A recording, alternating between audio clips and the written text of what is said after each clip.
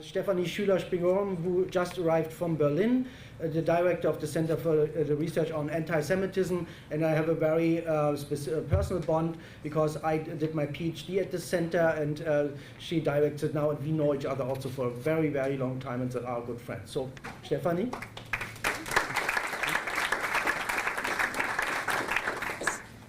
Yeah, thank you very much, Wolf. We've been known each other for almost 30 years, just to have to admit. For me, it's a great pleasure to be here, and I really am very grateful to Wolf to invite our center from Berlin to be a cooperative partner here in this conference. I think it's a great honor to be a partner of such a prestigious institution as is the Center for Advanced Genocide Research.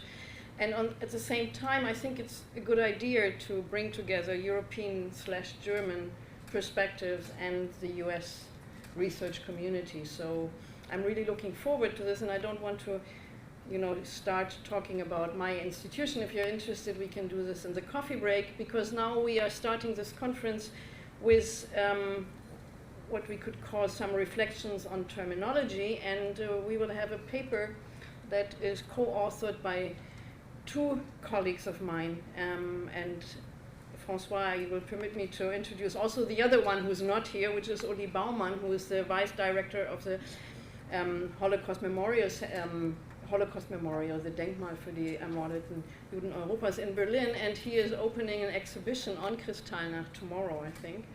And I had the chance to see the catalog, and I can only say it's really a milestone in the way of presenting such an event. So I can only encourage you all to come to Berlin to see the exhibition, or to at least have a look at the catalog once it arrives here. I was very impressed. And François Guesnet, the other author of this paper that we will hear, is also had cooperated in the catalog and in the exhibition, but he could make it to Los Angeles and will present the thoughts on terminology of both these colleagues. He's a reader in modern Jewish history in the Department of Hebrew and Jewish Studies at the University College in London, and at the same time, for some years now, the director of the European Association for Jewish Studies. François is a specialist in Eastern European Jewish history with a focus on Polish history, and as such, he's also the co-chair of the editorial board of Polin Studies in Polish Jewry. And being the scholar that he is, of course, he held fellowships and research fellowships in Jerusalem, Pennsylvania, Oxford, Dartmouth, and in Krakow. His books, I will not read the German titles now, but his books deal with Polish Jewish history, one of them in the 19th century, the other one called The Stranger as Neighbor, Polish Positions on the Jewish Presence in Poland, and it's an edition of text, interpretation and edition of text since 1800. And the latest one is co-written with Gwyneth Jones on anti-Semitism in an era of transition, the case of post-communist Eastern Central Europe. So he moved from pre-modern to post-communist time in this research. I'm very much looking forward, François, and wish you all a very good conference. Thank you. Thank you, Stefanie, and to the organizers for having me. I now start my timer, which says 22 minutes and 27 seconds. So I steal 2 minutes.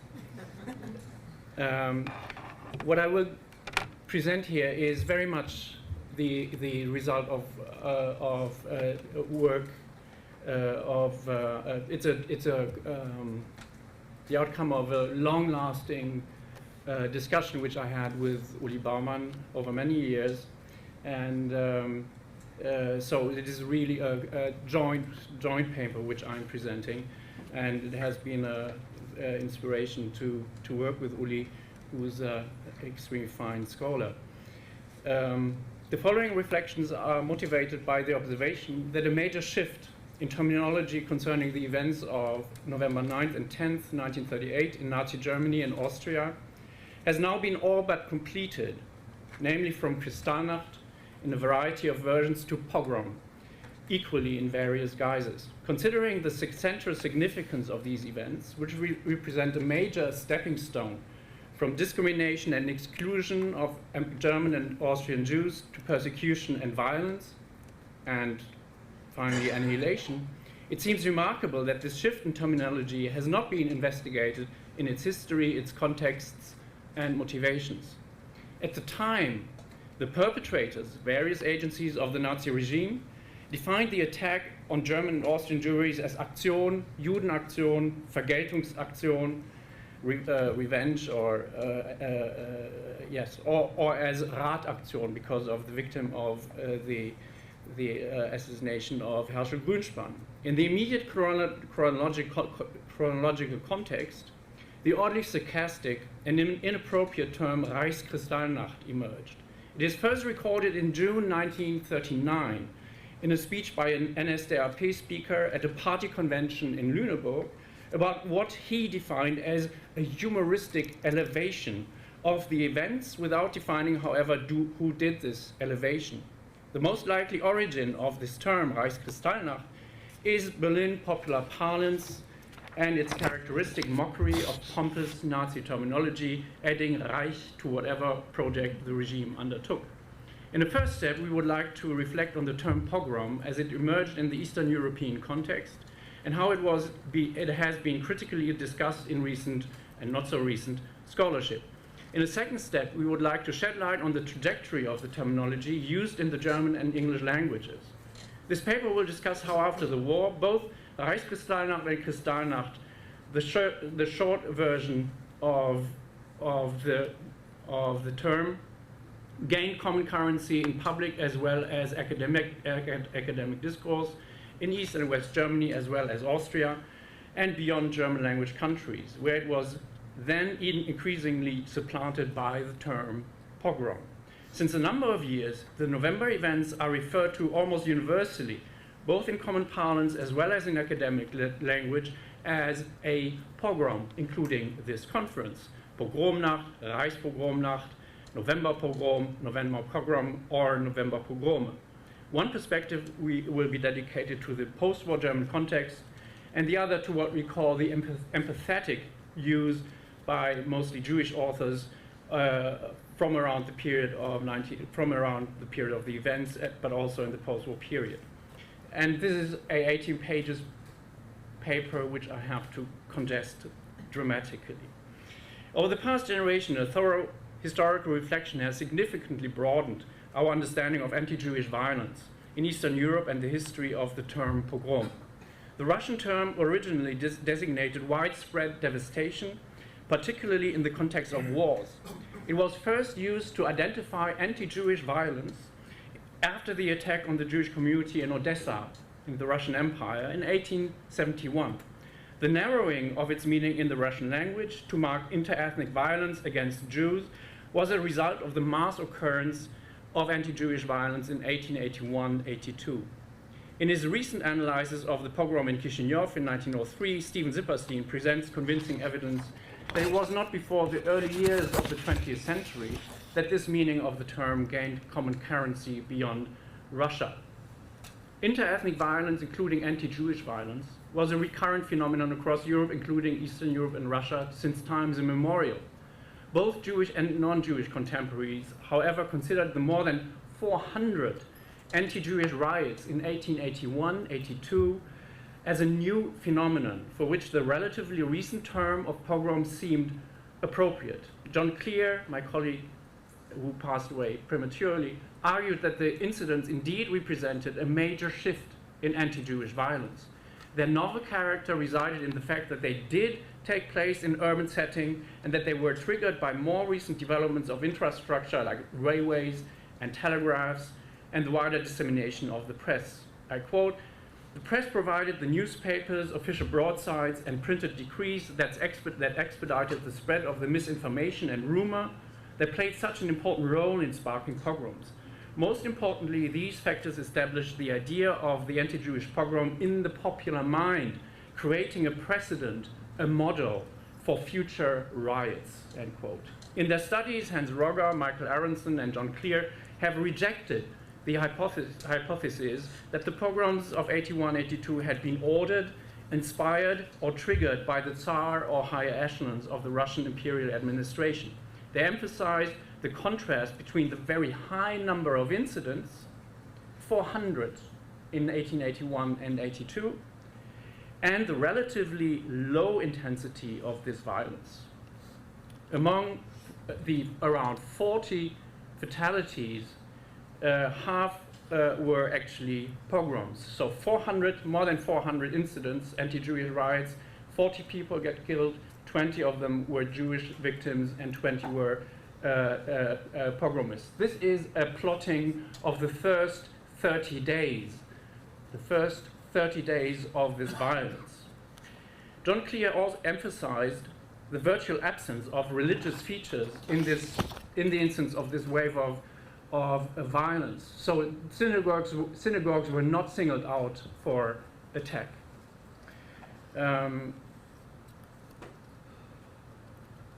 Since this major revision of the history of anti-Jewish violence, one very important development has taken place, namely the close reading of anti-Jewish violence. And in this context of particular relevance is the analysis of Paul Brass proposing a structural approach to the understanding of so-called pogrom systems. Thus, the pogroms of 1898 in Galicia, recently analyzed in depth by Tim Buchen, featured patterns very similar to those in Russia 1881-82. Local residents turning against their Jewish neighbors after a period of intense political mobilization and the targeted spreading of rumors. A similar picture emerges from Darius Stajuna's investigation of the infrequent cases of anti-Jewish violence in Lithuanian provinces around 1900. Stajuna's analysis stands out by its attempt to define pogrom violence, summarizing the past generation of historical research. Pogrom, he writes, are a one-sided and non-governmental form of social control as self-help by a group that occurs when no remedy from the state against the threat which another ethnic group represents can be expected. The pogrom is different from other forms of control, such as lynching, terrorism, and vigilantism, in that the participants in such a pogrom hold the entire outgroup responsible and therefore act against the group as a whole, and also in that it usually displays a low degree of organization.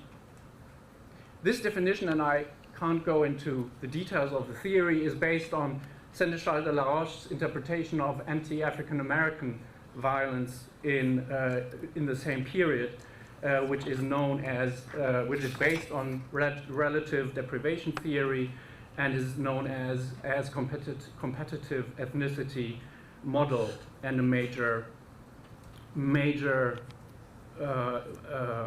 improvement of our understanding of anti-Jewish violence. As Buchen and Stajunas emphasize, anti-Jewish violence in Eastern Europe of this period was considered to redress or rectify the injustice of Jews occupying space and status they did, in the eyes of the pogromists, not deserve. One key feature of this attitude, however, was the expectation that Jews were enemies for one day, as the book of Darius Stajunas is entitled. Though part of this, they were enemies for one day, but part of the social fabric, and into which they would return after being put in their place by the attacks. I'll also skip here the interpretation, very significant, of Donald Horowitz about the inter-ethnic violence in his book, The Deadly Ethnic Riot. What he discusses is the learning curve of communities of violence. So places where actually anti-Jewish violence occurs later, the likelihood of later reoccurrences of this violence is very high. While scholarship has by now established that the authorities did not order or authorize the anti-Jewish riots of this period, they were by no means neutral. And I give a quote by the Tsar about the violence in 1905, which was massive in Russia.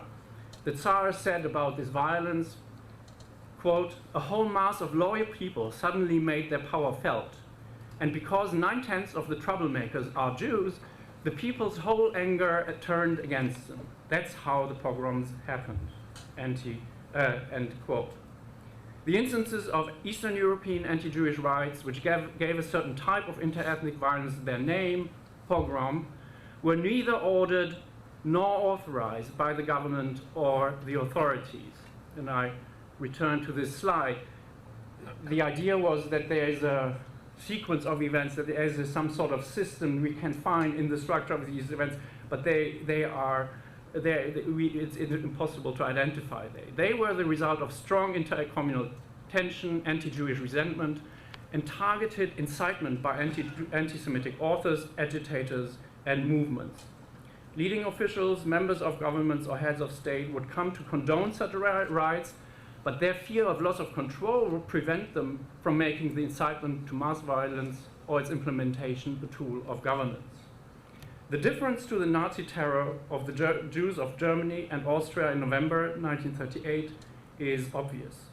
As is well established by historical research, the attack goes back to an order by Hitler to Goebbels, formulated in direct terms by Hitler. It was conveyed by phone from the old city hall in Munich. You see it here. This is actually a photograph taken from the catalogue, which Stefanie mentioned.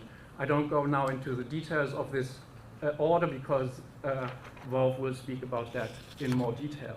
The attacks encompass the entirety of the Jewish communities in Nazi Germany and Austria, from Ostfriesland to the Burgenland, from Baden to Eastern Prussia, and mark a major transition from discrimination, expropriation, harassment and persecution to mass arrests and targeted violence against broad segments of the remaining Jewish leadership, and to the physical destruction of property and buildings.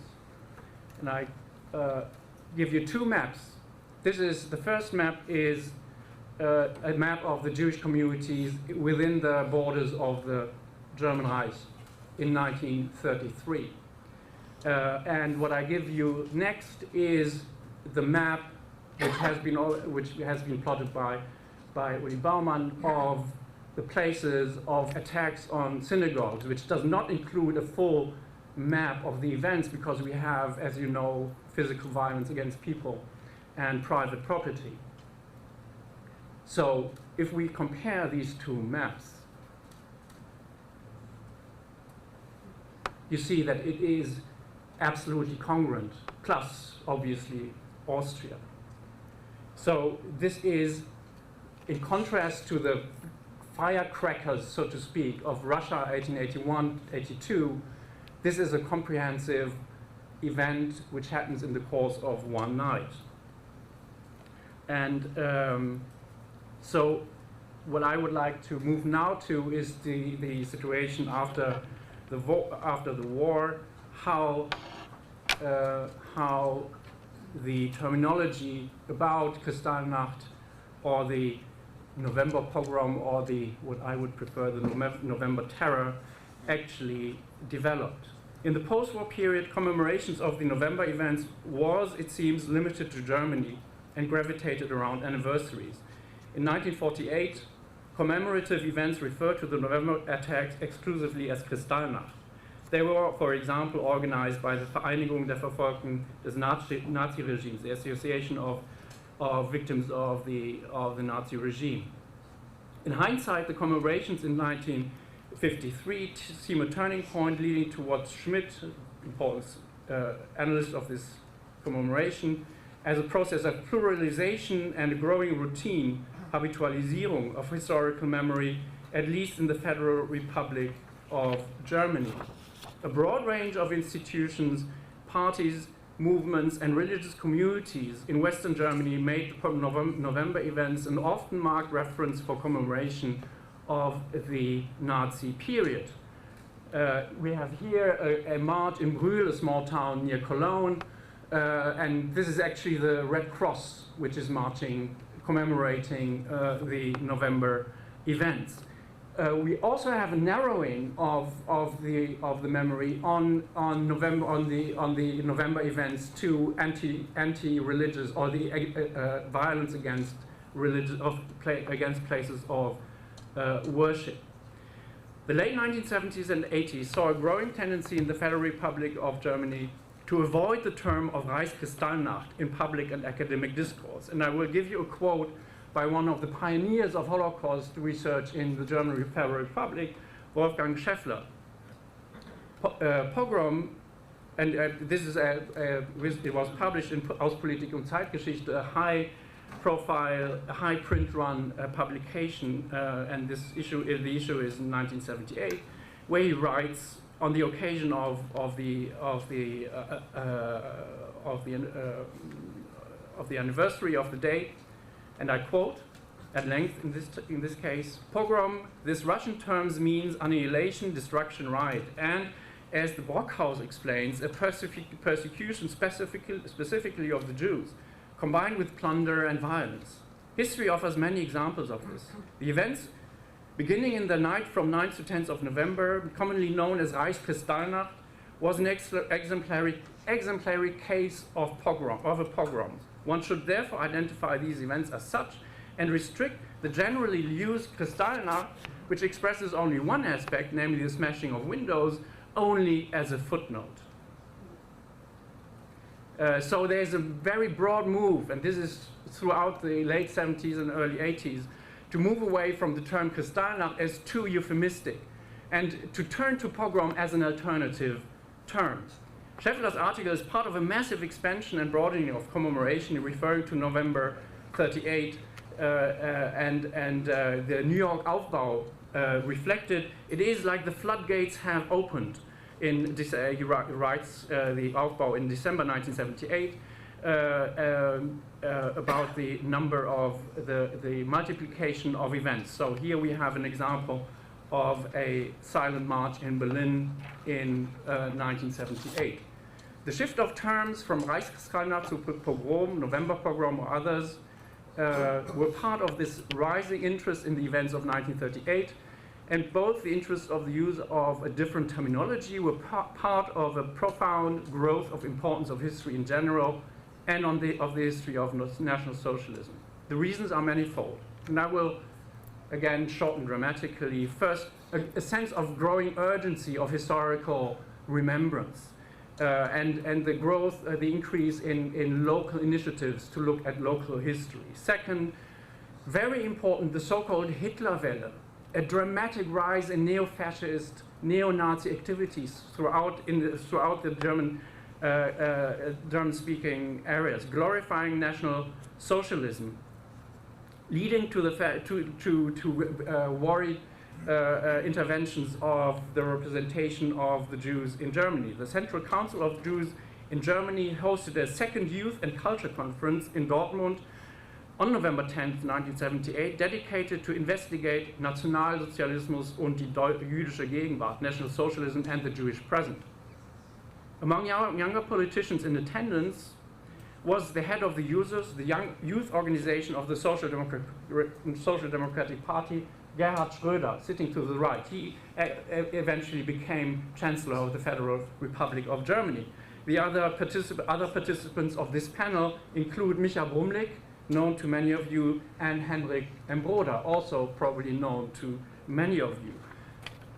So there was a growing sense of urgency to engage with the Nazi past as a very significant way to counteract this Hitlerwelle of this period. Third, avoiding the term Reichskristallnacht was introduced by the new term Reichspogromnacht. It kept the original Reich and became ubiquitous in the 1980s. And we have been able actually to trace the first use of the term Reichspogromnacht. It was on the occasion of affixing a plaque, commemorative plaque, to a former concentration camp in Niederhagen-Wewelsburg by two left-wing social democrats, Karl-Heinz Hansen and Klaus Thysing. They are the first to reuse the term Reichspogromnacht in order to increase the sense of immediacy and urgency to engage with the Nazi past. And this is corroborated by the autobiography of Thysing, of one of the participants, Karl-Heinz Hansen, That's the one you see from the front. The year is 1977.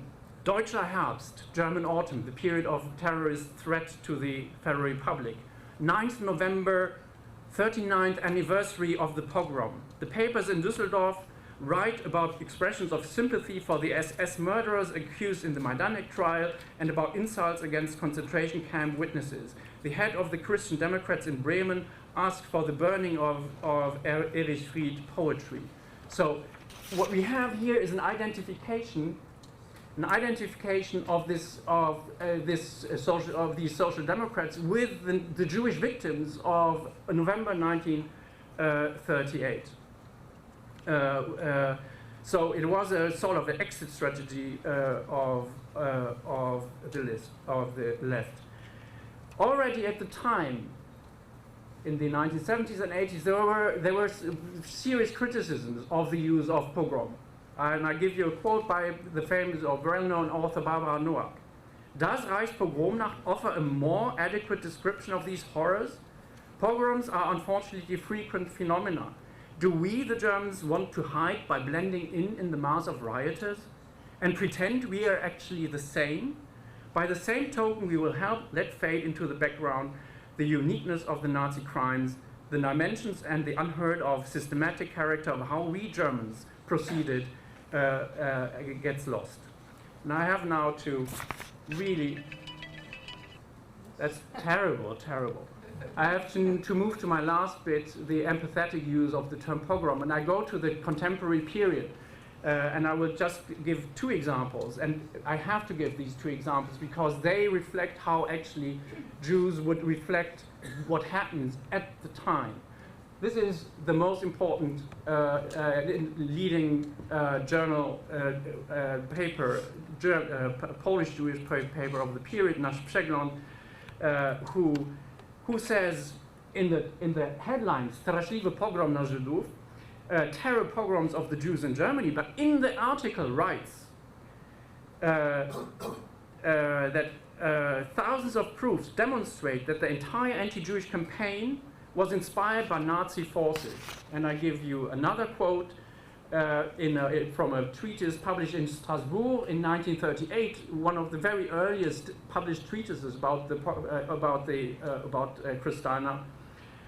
In Germany, however, the press undertook it, and I quote, in Germany, however, the press undertook it to bring the public mood to boiling point in order to have a psychological explanation at hand for the terrible outbreaks of hate which erupted between 9th and 11th November, and which were carefully prepared and reminded everyone of the Russian pogroms of the terrorist period, and to pretend that they were the result of an all too well understandable anger of the entire German population, that they were, as Mr. Goebbels formulated, a reaction of healthy instinct of the German people, end quote. This is written in 1938. Okay, I have to skip later examples of this empathetic use, and I move to the conclusion. In the night from 9th to 10th November and on November 10th, 1938, the quasi-totality of Jewish places of worship in Nazi Germany were destroyed, Jewish property vandalized or robbed. Thousands of Jews were arrested or hurt, and hundreds killed. While the dimensions of the terror attack only became apparent over days and weeks after the events, their enormity was perceived immediately. This is reflected in both the neologism of Kristallnacht or Reichskristallnacht, which sought to encapsulate the unheard of character of what had happened, as well as in the term pogrom, integrating devastation, persecution, and murder.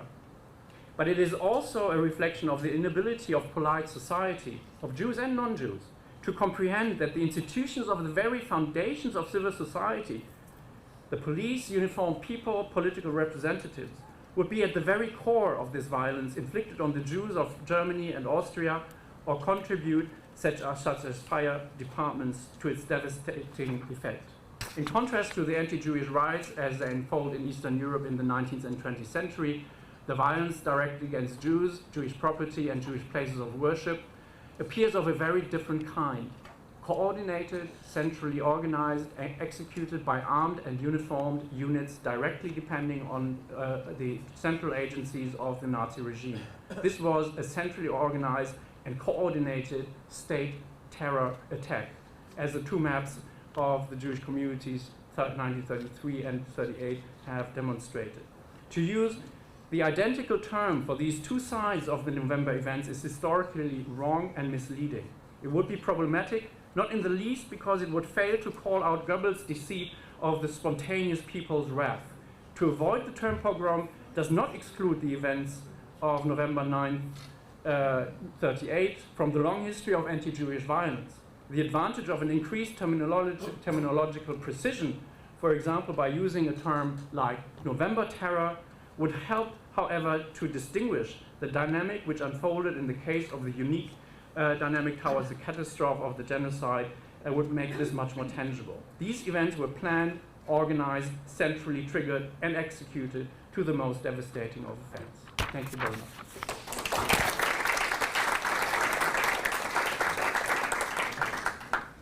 Thank you very much, François. We have now that's it. We have 15 minutes now for the discussion, and since I am in the privileged position of being the chair, I am allowed to ask one first question, and the question is very short. I mean, you know that I follow you basically in everything and in your analysis, but doing work on the ground, writing papers, writing articles, I do find the alternative terminology is very difficult. And as you said, for example, November terror, I was just thinking the way that we are using terror attacks or terror nowadays is always referring to a single fringe group and not to the state. So I really wonder whether this is not as well misleading, and whether if we stick to the term, which we are not allowed to pogrom, I know, but at least it has the advantage of also referring to what you call in your paper spontaneous violence from the ground, which could be at the same time violence by people who are members of NS organizations. So this is not a juxtaposition, I would say, and who could at the same time be neighbors of the people they were attacking. So in order to have these three, like you have the Nazi organizations, you have spontaneous violence, and you have neighborly violence in the small cities. Yeah, I think we are still at a loss of finding the exact term for this. I think we need. I think we really need to get away from pogrom, because it obfuscates what happened. We need more terminological precision. I wouldn't say that terror is the rescue term, but it was state terror. It was the entire apparatus of the state targeting a minority population. It was, there were, one paragraph I skipped, which we are looking forward to elaborate in the published version if we indeed are invited to contribute, is that obviously there were cases of spontaneous violence on 9th and 10th of November. But these were triggered by what all the papers of this conference which follows, which I had the pleasure to read so far, corroborate that it was a coordinated, centrally organized terror attack. This was fascist terror. This was not a pogrom. We should not use the same term. I don't say a pogrom was a pleasure. Pogroms were awful. We have victims, tens of thousands of victims, especially in the early 20th century in Eastern Europe. It's not about making pogrom a nice thing. It is understanding the dynamic of inter-ethnic violence, and we cannot, and I mean, this conference is so topical in many respects. We cannot afford this lack of precision, especially not today, especially not 10 days after Pittsburgh. This is how the attack of Pittsburgh, and I'm the first to mention this, I will probably not be the last, is going back to a very clear case of incitement. In this case, by the by the President of the United States. I mean, the murderer, the attacker, the terrorist was actually invoking the work for immigrants by HIAS, one of the proudest institutions of the American Jewish tradition. And this was incited by the president. So we have to be precise in what we discuss. We have to name the inciters. We have to do it for each case individually. We don't want to gloss over. By calling everything a pogrom, we do exactly that. The Germans had a Russian evening. They attacked the Jews. But it was different. And we as scholars need this precision. I don't say that you shouldn't, I mean, nobody is able to forbid the use of the term pogrom, okay? And I don't want to do that. This is why we call it an empathetic use of the term. In scholarship, however, we have the responsibility to be more precise, or as precise as we can. Okay. Jason Lustig. We will collect, then you, and then you. Yeah. Hi. Jason Lustig, Harvard Center for Jewish Studies. François, I just want to thank you first of all for this, really fascinating presentation, and I think a very exciting way to open this whole conference in terms of thinking about the language that we use. Especially you mentioned Pittsburgh. In terms of the way in which something is talked about in the press, the way in which any one of these events, whether it's the pogroms in the 1880s, right, or Kristallnacht, or whatever we want to call it, right, or what just happened a week ago, the terminology is important. And I agree with you, in terms of your sort of articulation of why we should not call it a pogrom, Kristallnacht. But I'm curious, what is your perspective on the role of scholars in affecting this discourse, right? In what ways do you think that you say that we should be precise in our terminology in the way we talk about this event of November 1938 in our research, in our writing, in our academic discourse? But what is the role that we have, or the influence that we might have as scholars in affecting that? Like, do you think that it is possible to change the way that people are talking about Kristallnacht and the terminology that is being used, or do you think that scholars would be seen as pedantic, in terms of saying you're using the wrong term to talk about it? And what do you think is the role that we have in this kind of conversation? Yes, please. Just wait for the microphone, please. And please, if I might ask for short questions, because we are short on time, as always. Yeah, I visited Germany in 1979. Was there right during the broadcast of NBC's Holocaust, which has a 20-minute and very lengthy scene. And there had been scenes after World War II in German films of the state terror, but there was almost nothing after 1947 until 1978-79. David was a German movie that had and then NBC's Holocaust. So I wonder, to what extent do you think popular media might have played a role in shaping? Because in both of those they use the term Kristallnacht as the main term. And the lady behind you, please. I'm wondering if in Holocaust education it would be useful to use the term fascism, and I'd like to know how you define it. Okay. You want to answer, and Yes. then we have a next. Jason, be the change you want to see. That's all I can say. There's no, if we want to be scholars, we need to act as scholars. That's all I can say. You probably have heard of Don Quixote. This is how Uli and I feel about this matter. Because obviously it is a massive. To put it in a very short episode, a short anecdote, I presented our thoughts at the Wiener Library, who put out a volume about testimonies of survivors. And the editor, Ruth Levitt, who did an amazing job in putting together these testimonies, said, yeah, you're right, we can't call it a pogrom. And then the book was put together, and it is called, guess what? Pogrom. And I asked Ruth, why is it called pogrom? The publisher insisted. The publisher insisted, and in order to give it a veneer of seriousness, they actually, in the introduction, refer to the Oxford English Dictionary, to their definition of what a pogrom is, and say, oh yeah, we can use the term.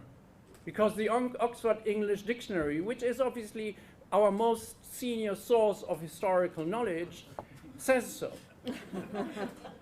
I can only say it is a Don Quixote's fight against the windmills. We'll probably lose it, but we will lose in honor, to use that term. Lawrence, this is something actually more work needs to be done about. There was a need, especially, I mean, what we argue in our full-length paper is that there's in the non-German trajectory of the term, there's a continuity. Starting already in 1939, there's a very important collection of material put out in Britain which use the term pogrom, and there's a continuity of the use of pogrom throughout. Lionel Cotchin, Eva Reichmann, and what is interesting is that they actually also emphasize they integrate the November events into the long narrative on anti-Jewish violence. Lionel Cotchin says Jews and non-Jews are incompatible. Whatever happens against the Jews, it's all the same, explicitly. I mean, I have the quote. So popular media, we haven't looked into that in more detail. Thank you very much. I do say that. It was a fascist state terror attack, and nothing else. If you look at any of the testimonies of the period, at any of the reflections of what happened in that night, you see the boots, you see the uniforms, you see the thugs. I mean, look at this picture. I don't want to exonerate the German nation. This is not the point. But it is important to understand how this was implemented. It would not have worked without these guys in their black uniforms. And this is fascism, obviously. It's not the only case of fascism, unfortunately. Now we have suddenly 4 or 5 more questions. I know, and I'm very strict, but I would like to ask you, I will take all the 5 questions, but really make it a single question or a comment. The first is Wolf Gruner, please. And then we go over there, and then the last one over here. And then Thank you, François. You really accomplished what I hoped you would do.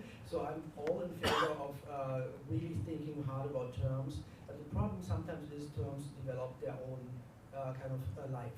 And just like Holocaust, right? I mean, what was the origin of the term? Where did it was used for the Armenian genocide, and then later it ended to be for the extermination of the European Jewry.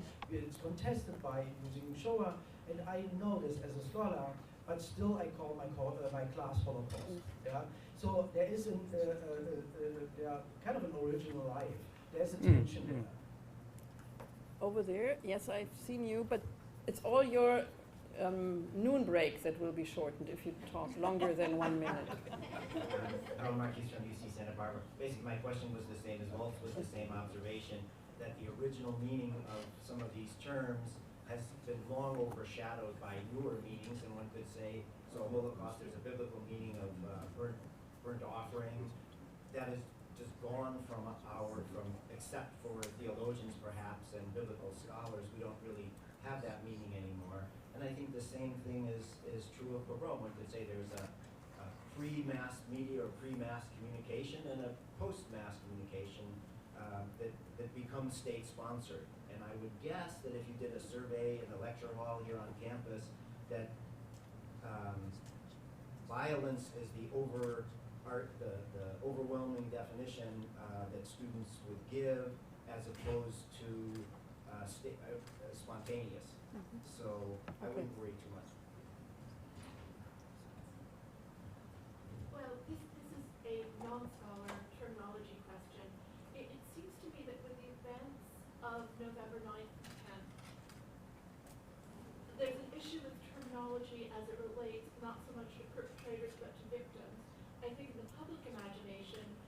both Kristallnacht and Pogrom relate to Jews being the targets, whereas perhaps because it's not in wide use, the term November terror, which is correct, fascist terror, also correct, focus entirely on the perpetrators and don't imply Jewish genocide. And it would be nice if we would come up with a new term, that term could either become associated with Jews or could convey anti-Semitism without kind of years and years of kind of academic reiteration. Okay. Hi, I'm Elke Heckner. I'm actually a cultural studies person, and rather than looking for necessarily neologisms, we think about the signification of terms and the significance that pogrom potentially implies and makes it necessary in the sense of honoring the victims from the victim's perspective, but also it doesn't imply a repetition that goes back to the original notion of pogrom. Rather, it could be a redefined, resignified meaning that exactly expresses the moment of persecution and mass violence in combination with state-sponsored fascist terror. I don't see these as exclusionary term, and I think whenever we are trying to sort of like very neatly and nicely put things into categories that don't work, and I think this is a prime example where actually I would argue the name of pogrom doesn't mean a repetition of pogrom within the Eastern European tradition that you so nicely showed. Okay, the last one over there, please. I'm sorry. I'm really sorry. I'm here at the whole conference. Yeah, he's here for the whole conference. He's, he will answer questions as well. Hi, I'm Rachel Rubin Green. I'm here as a member of the public. My mom survived Kristallnacht and was then on the Kindertransport. I was in Germany 10 years ago in October, and walking around a few different cities were these big posters for whatever that city was doing in memory of the Reichspogromnacht. And what I'm asking is, in terms of possibly adopting any other label, what do you envision the 100th anniversary poster looking like? Wonderful. Thank you for these excellent questions. Terms take a life of their own, obviously, Wolf. And also to the colleague from that side, I take that. What I think is important is that we can use a variety of terms, and in some cases we actually divert our attention from what actually is happening. And we will hear a paper why the British would not speak about Kristallnacht, because it would hurt the propaganda effort of the British. So we don't speak of we avoid terms, we make compromises. I know all that. What I think is so important is that we do not forget what actually happened, and that we insist on what happened was something which was organized centrally, etc. And we need a term which is not misleading us in the same way as the term pogrom does. I take the point of the need to honor the victims, and I don't say that we have reinvented, that we have found the best way to express our need for precision. But we should try harder. We should try harder. I think that's the most important. And finally, thank you very much for your very interesting question. The Berlin memorial sites now use the term November terror to designate these events, and that's a step in the right direction, I think. And yeah, let 1,000 flowers bloom, right? But let there be a term which actually says what's in the tin.